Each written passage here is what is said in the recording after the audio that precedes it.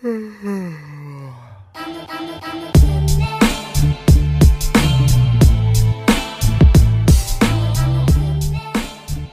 what's going on, folks? How are you? Welcome back to the No Sleep Startup Podcast. I'm your host, Dominick Montgomery, and this is episode 30. That means we have enough episodes to cover over a half a year if you listen to one episode a day, or a week, right? That's cool. Want to start, this is a heavy week. Want to start off this podcast by saying rest in peace to Nipsey Hussle. Brilliant entrepreneur, self-made guy, senseless crime. Prayers to his family, his daughters, I think, his girl. It just sucks when stuff like that happens. And it affected me thinking of it from a business owner's perspective because, he's a guy who came up on his own, did right, basically bought back his community, had respect from everyone from the police to the hood to the gangs, employed people, came up with his own business plans, and used his money for good, and that's kind of what we all should strive for. So it sucks when someone like that gets taken away, So rest in peace, Nipsey Hussle. We're going to go out on this episode with a Nipsey track for sure. But if you don't know about him, look him up. Don't just listen to his music. Look at the philanthropic stuff he did. Look at how he was helping kids and helping education and just kind of trying to eliminate violence and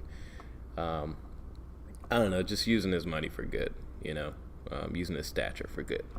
And again, that's what we all should be striving for, I feel like, right? Money's not everything. It's not the most important thing. People are important, right? Cool? All right, we got that off. So, the 30th episode. Today, we're going to be talking about negotiating, okay? And I'm talking about negotiating with a client.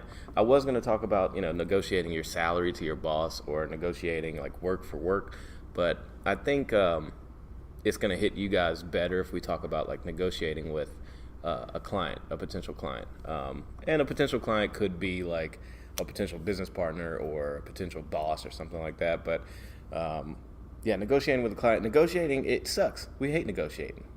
Everyone hates negotiating, right? Especially when you're just starting off here. It's not fun. It's a hassle. It's just hard, right? When you walk into a business owner's place or you meet him for lunch or something like that, and he's like, here's what I need, X, Y, and Z. And they always ask, like, how much do you think that's going to run me, right? And that's the beginning of the negotiation. And let me tell you, in my years of experience, I've gone through the full gambit. I've gone from, I don't know quite yet, let me go home and price it, let me come up with a proposal and send it to you. 8 times out of 10, that doesn't work, And it doesn't work because you're not having that like fluid conversation with them right then. And in negotiation, it has to be a fluid conversation.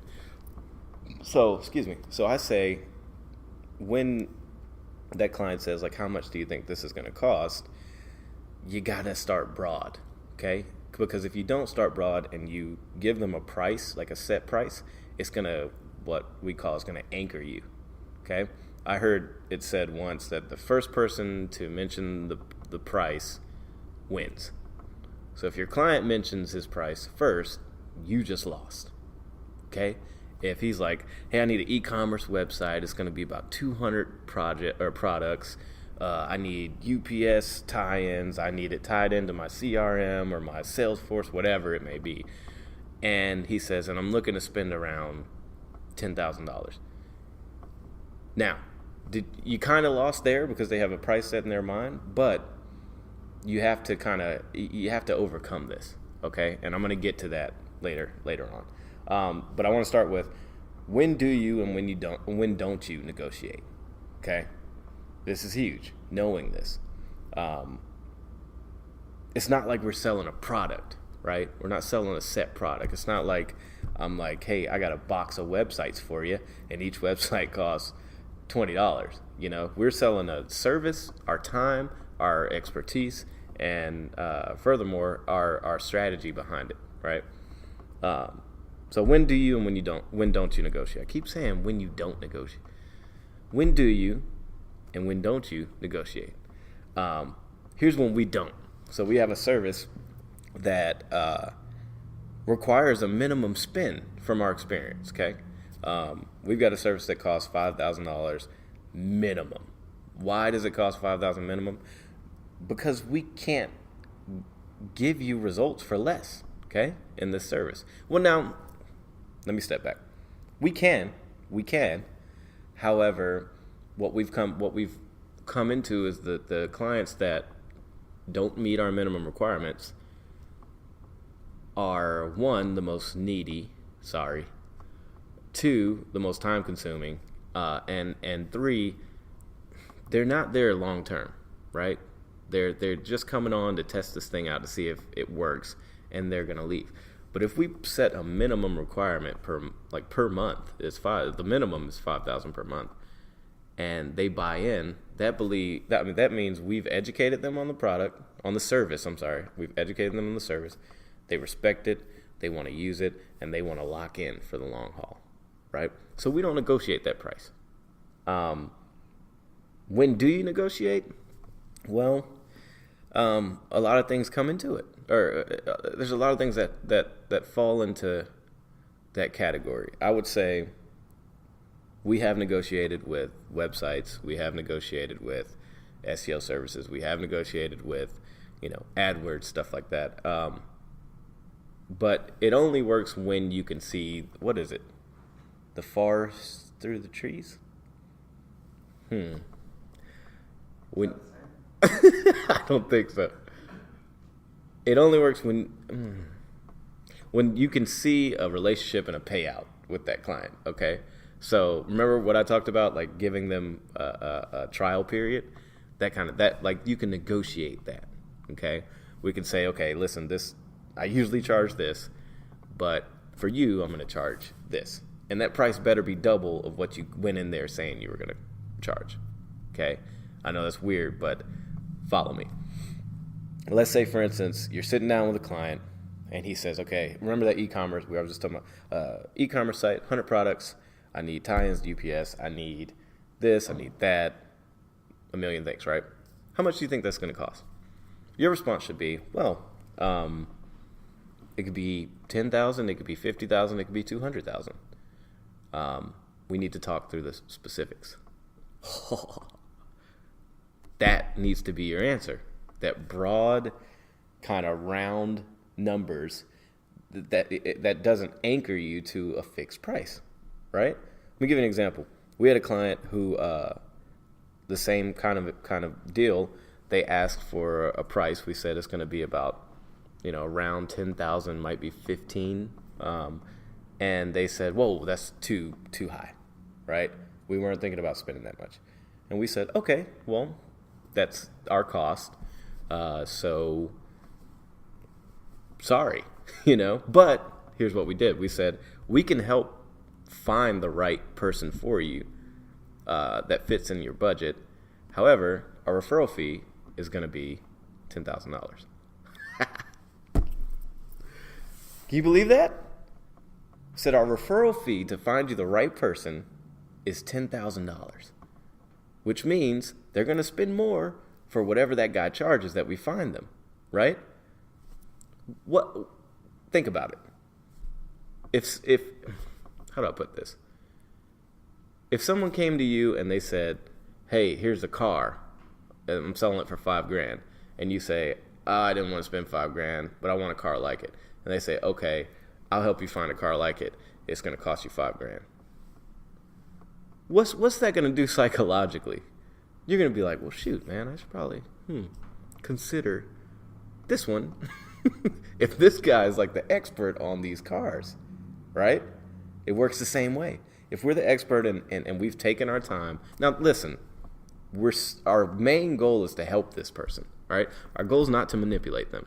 But in helping, you have to, what? Find value in what you do, right? You have to show value in what you do. You have to show value in your relationships. You know, I'm not going to refer them to the guy. Remember the guy I drove by in the truck with the muffler? I'm not going to refer him to that guy. I'm referring to a guy who I know is going to take care of him. And maybe they cost a little bit less than me. But my price is my price. So you know what happened? I went back and I said, listen, our referral price is $10,000. I thought about your project. And for me to handle it, it's going to be, or for us to handle it, it's going to be $15,000. That's the cost. Now remember, they started off saying $10,000 isn't going to work in our budget. Did they call us a couple weeks later and pay $15,000? Yep, they sure did. Because we showed them our value, we showed them our expertise, and we didn't back down, right? There was a negotiation in that, but the negotiation came out in our favor, and it wasn't a manipulation in my mind. Some of you might be like, that's kind of sketchy. But in my mind, to take our time and talk to these people and debrief, or to talk to the referral, debrief him on a 2-hour-long conversation I had with this client, make sure they're the right person. If they're not, find someone else. That's kind of like doing the work, isn't it? I think so. You think so? I think so. Okay. In that same vein, you have to stop standardizing your pricing. Okay? Stop it. I have worked for many a company that has a pricing list, and it says for a one-page website, it costs, one-page scrolling site, it costs $1,500. For a 5-page site, it costs $3,000. For a 10-page site, it costs $5,000. That whole deal, I have to stop doing it because you're anchoring yourself to a price. So then when you walk into that e-commerce client and they say, yeah, we just have 2 clients, or we just have 2 products, build the site. And we say, okay, our pricing here says e-commerce sites start at $8,000, and then each product is an additional $5.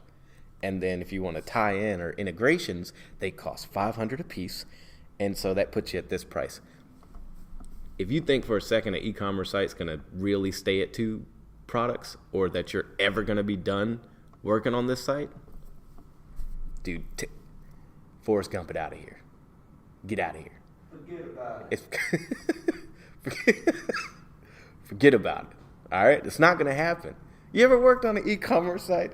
They never end. Okay? You say, I'll build it in 60 days. Dude, 120 days later, you're like, I need the product images, please. They're like, oh, we're hiring a photographer in 3 weeks.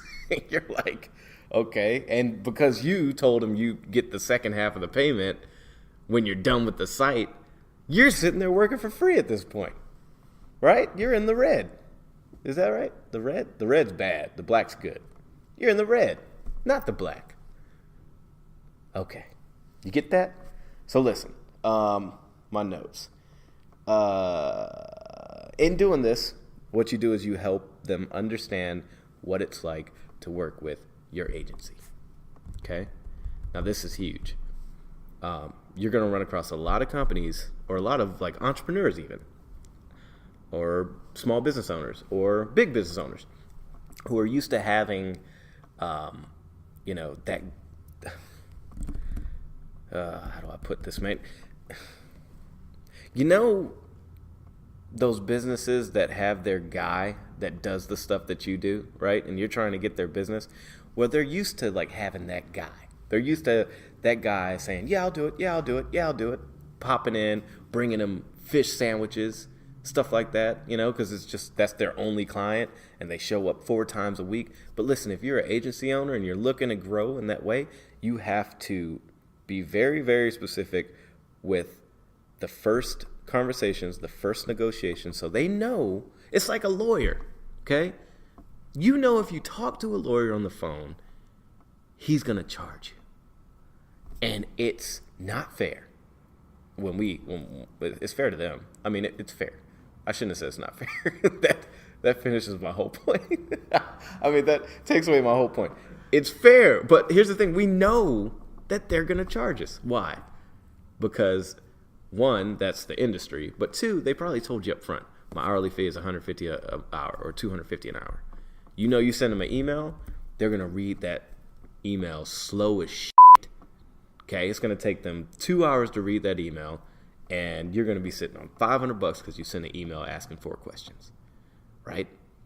Why isn't it the same with us? Why aren't we training people when they come into working with us? Hey, here's how we work. Okay, we don't just give you a cost. We're gonna go back and we're gonna and there's a whole cost strategy that I can work out for you guys, but we're not gonna give you a cost right now. We're gonna listen to what you need. We're gonna strategize with you. Our strategy costs, if this is your model, to strategize what you need, that costs $10,000. And then to do the work, you know, it's dependent on what we come up with during the strategy session. Right? Right? Is this making sense? So you get to the work part and they're not taken aback at a cost or anything. You know, the cost is fluid because now you're working with the client. And that's a negotiation in a sense. Right? I think I explained that okay. I think so. Yeah, it's oh, I'm looking at my notes. Oh, the main thing is this, man. This way of negotiating and negotiating in general doesn't work if you're not proud of and if you're not good at what you do. Okay?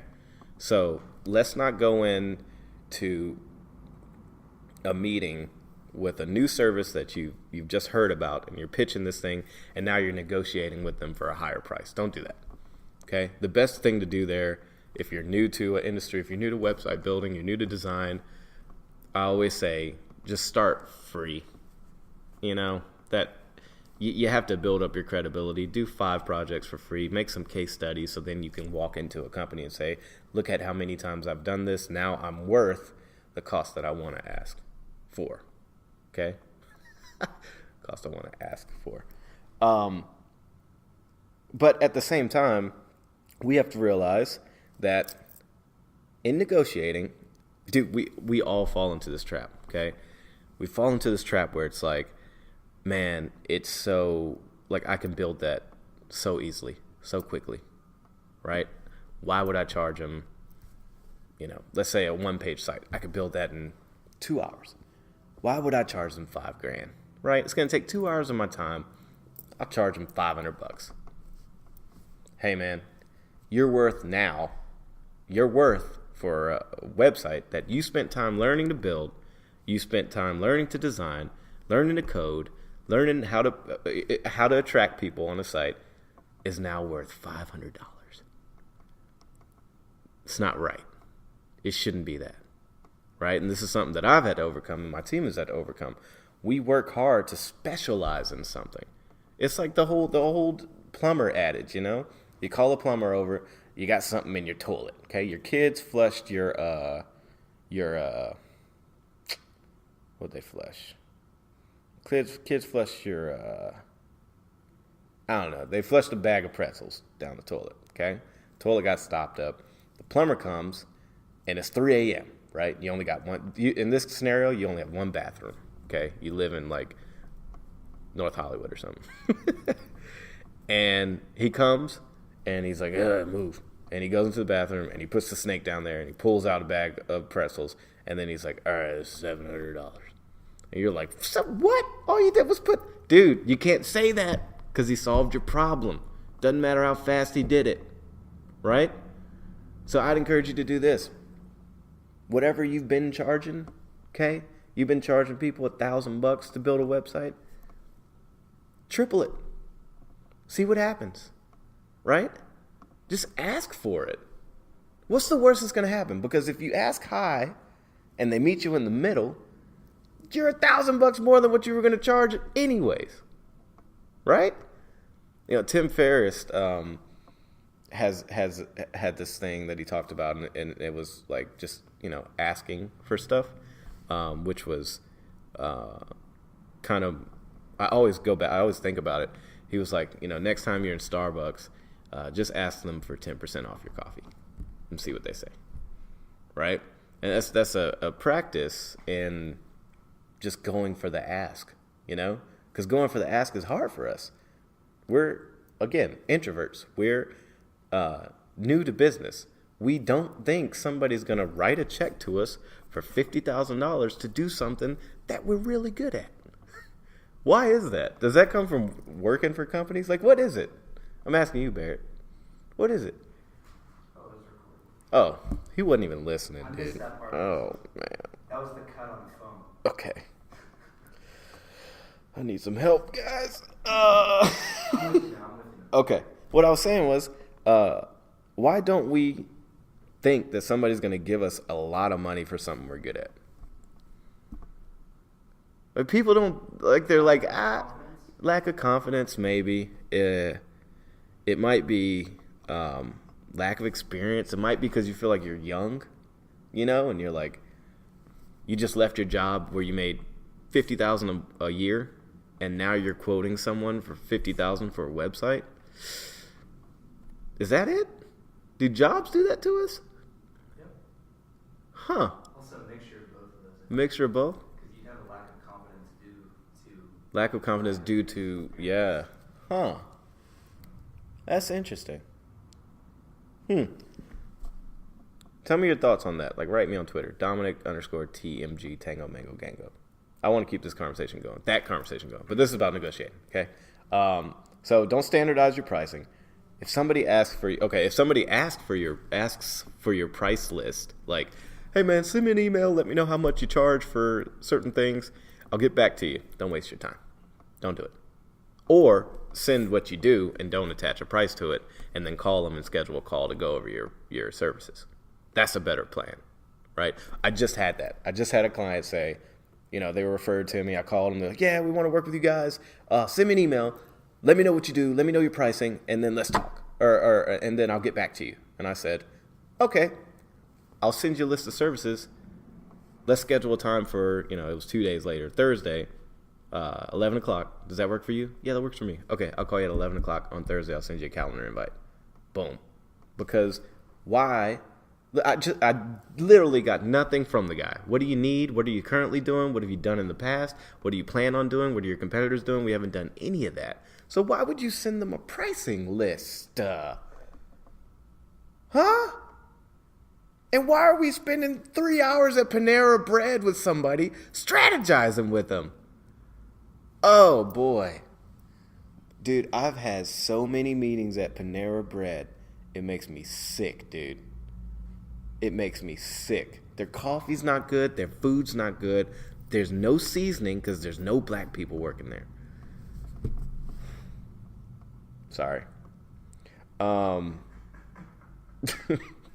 Sorry, man. Panera Bread sucks, dude. Panera Bread sucks. Starbucks coffee sucks. Their food sucks. I mean, and that's the meeting place, though. So you got to go, and you got to drink the coffee, and you got to stay in the bathroom for hours during that day. It messes your whole day up, man. I had to one time I had to ride an hour and a half to Oklahoma City, and I had Starbucks. Didn't make it. Shouldn't be talking about that, but I didn't make it. And it's on the turnpike too. There's no way to get off. And I mean, I made it off, but I didn't make it all the way to. Anyways, golly. All right, so you got to learn how to negotiate, man. And this is like I said, it's an anchoring thing that hinders us. We're like, yeah, we can do that. It'll be around $1,000, please. Let's not do that. That right there, not only does it anchor us, but it stops the conversation. Okay, it stops the strategy because that gets connected into the client's mind, and they're like, okay, $1,000, cool. Now, if you try to give them more products and more services, they're like, whoa, no, I'm kind of tied to this $1,000 thing in their mind. It's psychological. I'm tied to this $1,000. Now you're throwing 500 at me. You're throwing 2,000 at me. No, let's start here. But that start in their mind, that's as far as it goes. Right? But what if you found a client who was willing to break the bank, in a sense, go spend more than what they were initially willing to spend to work with you? That's your client. And that's your client for a long time. as long as you do the work well, right? And don't forget about referring people out, and don't forget about what I said about a referral fee, okay? I've had a lot, okay, and this can even work with clients with lower budgets too, okay? I had a client who said, I can't afford that, okay? And no matter how I put it, they couldn't afford it. So, charged them a referral fee, right? Kicked it over to my guy, right? My guy took care of them. And because they took care of them, this client signed on for monthly services. It's so good.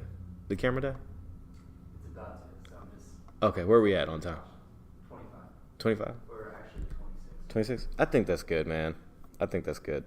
I could riff on stories and experiences on this all the time, but learn to negotiate. Don't sink yourself immediately, guys. Okay? Just express your value.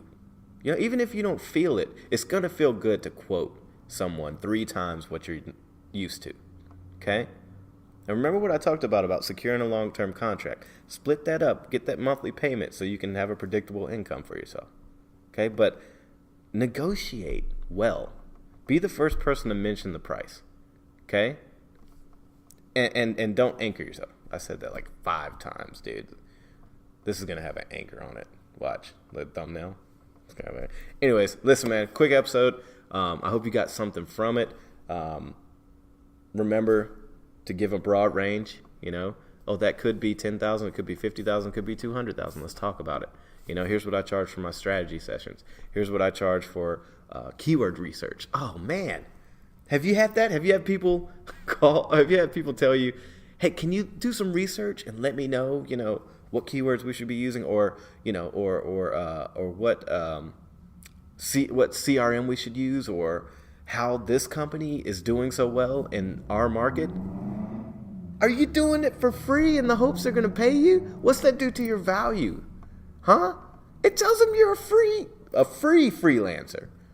Let's not do that, okay?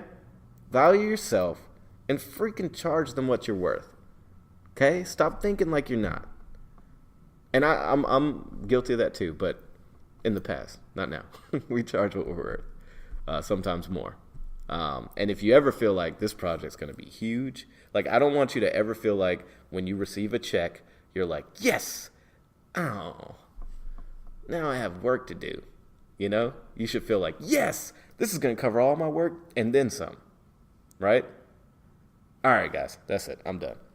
That was episode 30. Thank you guys so much for listening. If you like that one, listen to the next one. That'd be cool. If not, that'd be cool too. We're going to take it out with some Nipsey Hussle. Rest in peace, man. Pull up in motorcades. I got a show today. It's all I'm trying to do. Hustle and motivate.